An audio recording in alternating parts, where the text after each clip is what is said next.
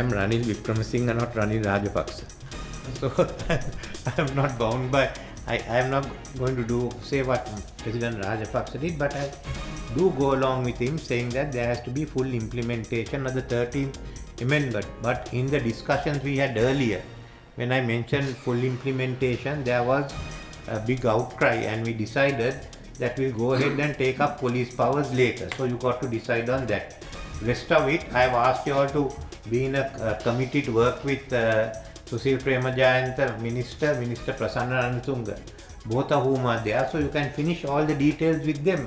I read the report that you all had done even 2 days ago. I am in agreement with that. I haven't seen Nama Rajapaksa's report. So both of them, and there is the Minister for Justice. So we have to decide whether we are going ahead with this, whether you all want to go ahead with this or not, because we have to draft the legislation. Then other bills are what we have done.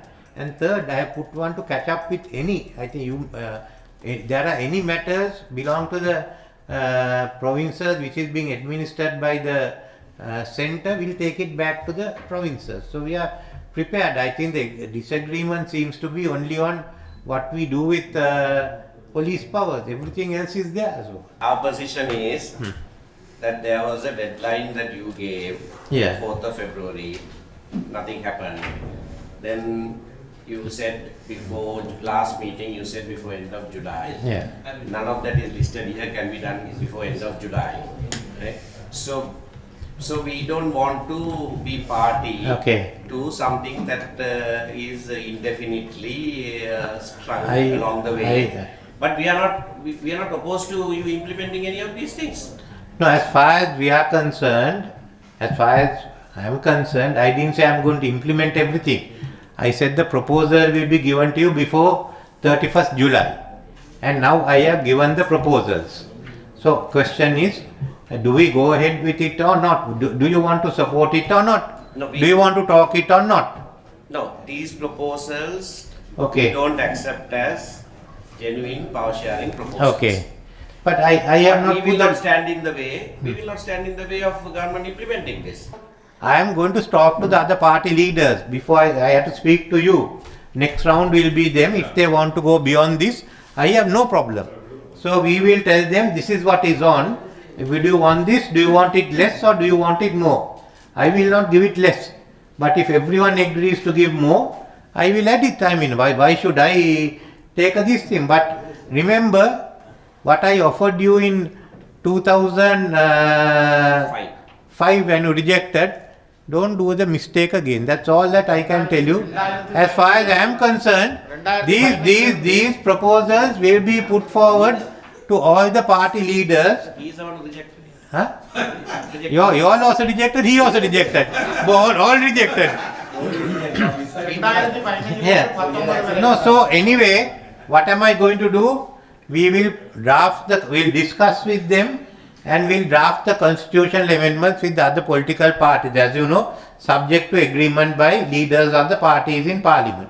And when that is done, we will go ahead. The bills we can pass anyway. We will pass the bills establishing all this.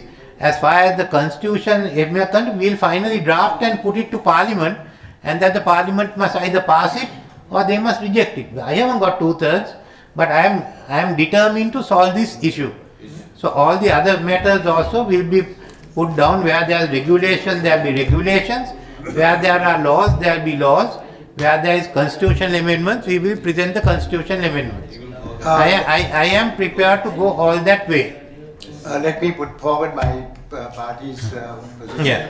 We are of opinion that anything that strengthens the 13th Amendment and is going to be put into operation is the immediate need of the country at the moment.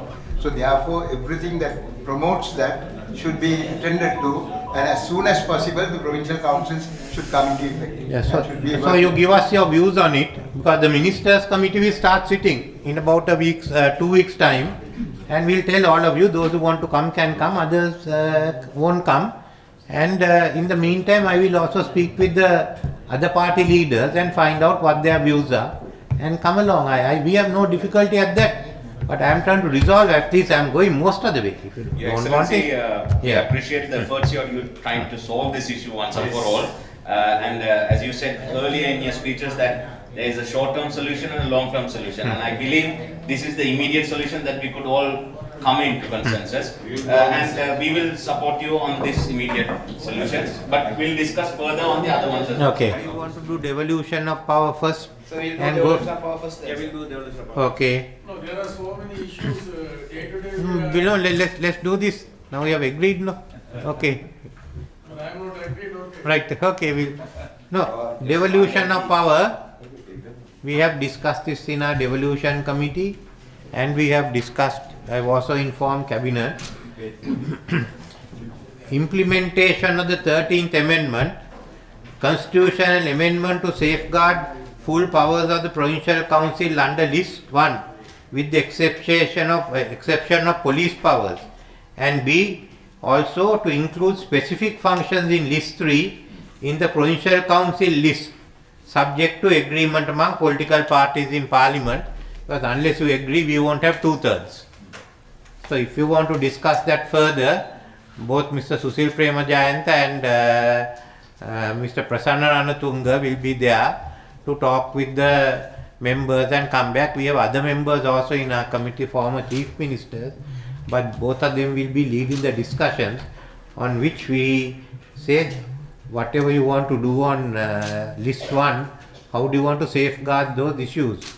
We have to make an exception for police powers, but all other issues we can take up. And if you want any other list 3 functions come into list 1, that's also there, but we have to get other, not only government and the Tamil members, but we have to get the other parties in opposition to agree so that we have 2/3. And if that is accepted in principle, then we can ask them and the Justice Minister to discuss with you all the... So there are a few questions that arise, Mr. President. One is, now, Can I read the rest of it also? Right. Okay. Then we will bring bills to Parliament. The whole issue of how divisional secretaries are to be appointed, we discussed.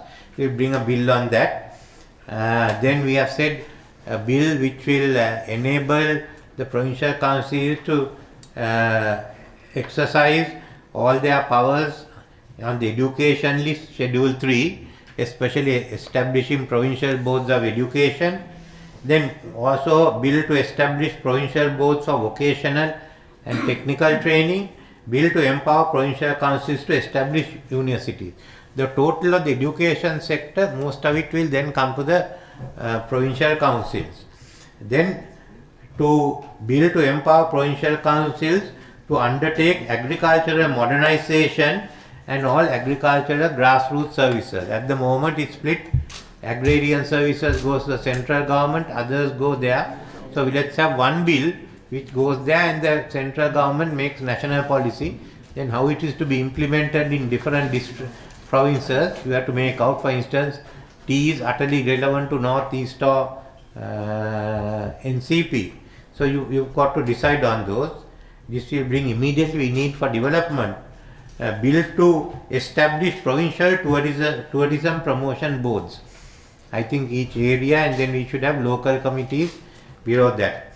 Then under the Industrialization Act, any industry with over ₹1 million is of national importance, we'll bring it to 250 million rupees. So all the small and medium enterprises will get covered by the provincial councils, and a bill to establish the district development councils. Last one, some of the subjects and functions devolved to the provincial councils are still administered under the central government. Legislation may be required to ensure that such subjects come under the purview of the provincial councils. That issue, also identifying it, can be done by with the 3 ministers. So that is the first part on the devolution.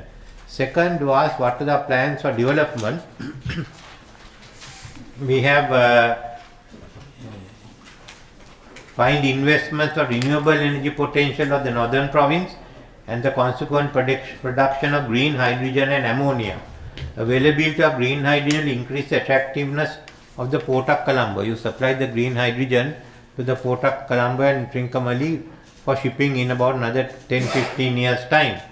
Pooneri New Town should be the center for the renewable energy economy.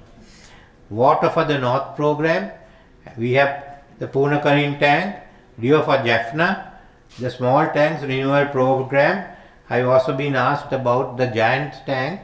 I said if we can bring giant tank and Malwatuya also into this scheme, because the lower Malwatuya is a part of the northern province. These are 10-year plan, development of the KK Harbour, development of the Vaunia and Palali airports. If Trincomalee develops, we have to also develop the Vaunia airport as a backstop. Ferry service connecting northern province and South India. We want to have investment promotion zones in KKS, Paranthan and Mankulam. There will be tourism in the north. One is developing tourism in the northern province, Jaffna, Mannar, developing cruise tourism including the Mannar Fort, the islands, the KK Port and Vedamarachi, promotion of coconut cultivation in Vanni, promoting Jaffna as a university town.